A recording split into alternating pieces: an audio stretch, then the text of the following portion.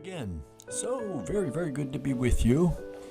I know you're the kind of person who wants to continue to grow, who wants to become more and more, or you wouldn't be looking around for messages or for words that would pick up your heart and so on. So today, hopefully, we'll be able to share something that will touch your heart and help you to become more than you are at the present moment. Being always comes before doing. You know, you have to be somebody in order to be able to do the very thing that you're thinking about. If you bees somebody, you'll end up doing some kind of marvelous or good thing anyway. The Romans had a saying, nemo dat quod non habet. No one gives what he doesn't have. If you don't have a $5 bill, you can't give it away. But the same thing is true of kindness or gentleness or peace or love or joy. If you don't possess them, you can't give them away. So, nemo dat quod non habet. No one gives what he doesn't have. And so, being always comes before doing. I remember in the seminary, Professor Charles Borromeo, he had Parkinson's. He was an elderly man, probably pushing his 80s. But every Wednesday night he would have a seminar. And we would go to that seminar and sit around a table and talk with him about many, many things. And the one week I actually missed the meeting but was told about it, that he came in and was talking about all of the famous people in the world who had written to him for advice, for wisdom. He was really well known throughout the world and a very, very perceptive and wise and holy man. And so people would write to him from all over, and he had these letters that attested to those communications. And the seminarian said to him, well, gee, how about next week you bring in all of those letters so we can see them from all of these wonderful and famous people all throughout Europe and so on. And he said, in his raspy German, he had Parkinson's disease, he was shaking, I burnt them all. And then he said, you know, don't depend on your press clippings. Don't depend on the things that people write about you. If you want to be famous, and he said again in his raspy, clipped voice as he always did, be somebody. And I thought, wow. That's the message, isn't it? Be somebody, and if you be somebody, you will do some things, and it doesn't depend on just ephemeral passing ideas. The stuff will come out of you if it's already inside of you. So being always comes before doing.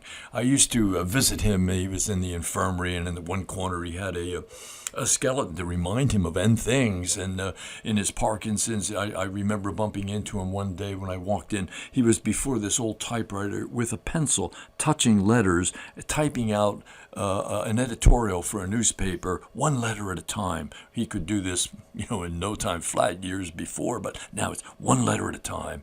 And, and so it was really a great man in so many ways. In fact, he sent me to the library one time to pick up Ivanhoe. He was going to read it for the 13th time, he said.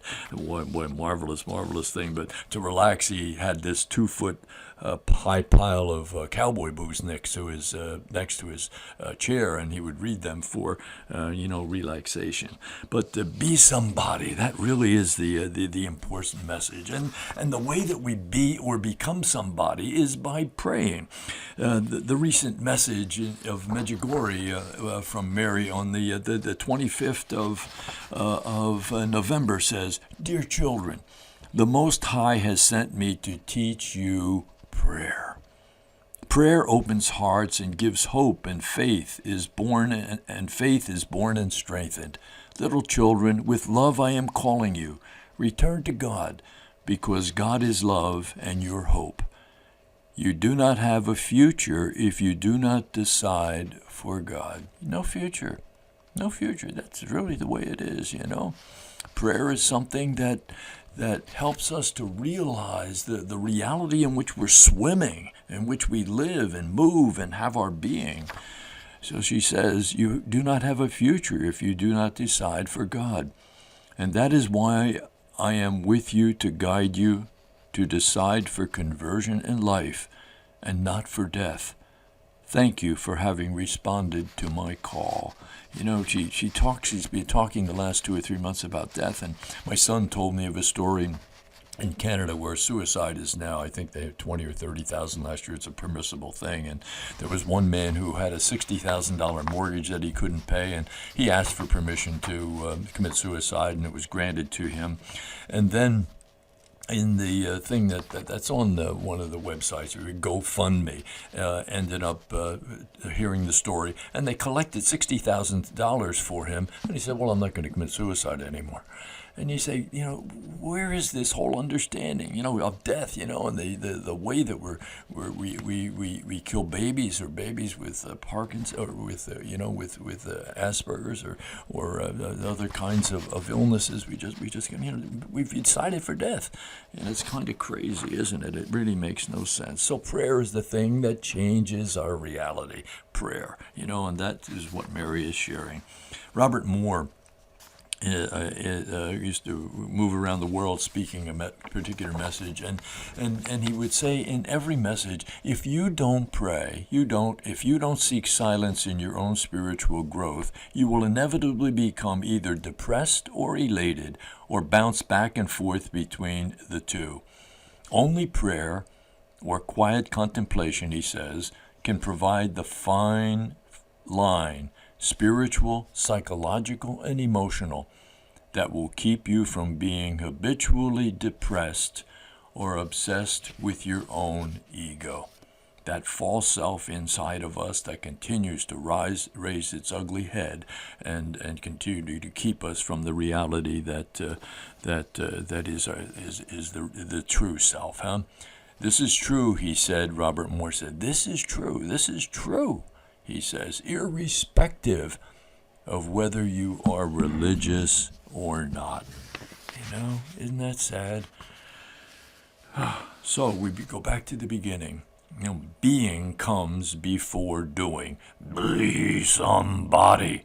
And if you be somebody, you will end up doing something. How do you be or become somebody? You pray, and you allow God to come and transform you so that you become transformed and you're able to touch and transform other people. I saw the other day, it came up on the computer on the screen, so why wish upon a star when you can pray to the one who created the star? That's really what it comes down to, and that.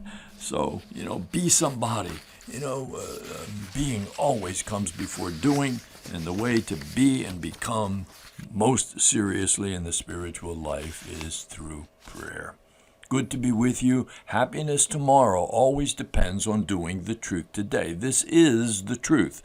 You can't get away with some other kind of half-cocked way or approach to spirituality that doesn't take you and transform you from the inside out. Prayer does that, and it's just the way. Nemo dat quod non habet. No one gives what he doesn't possess first. So be a possessor. Hold that heart of yours in prayer. Good to be with you.